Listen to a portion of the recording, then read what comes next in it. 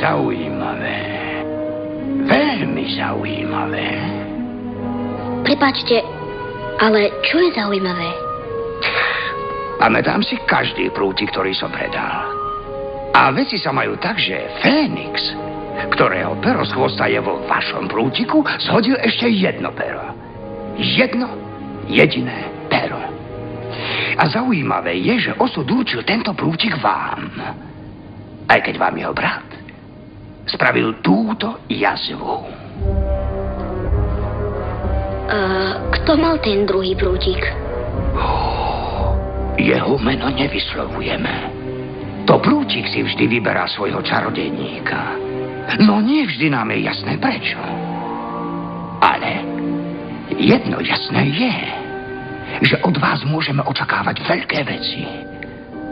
Napokon, aj ten, čo ho netreba menovať, robil veľké veci. Hrozné. Áno, hrozné, ale veľké.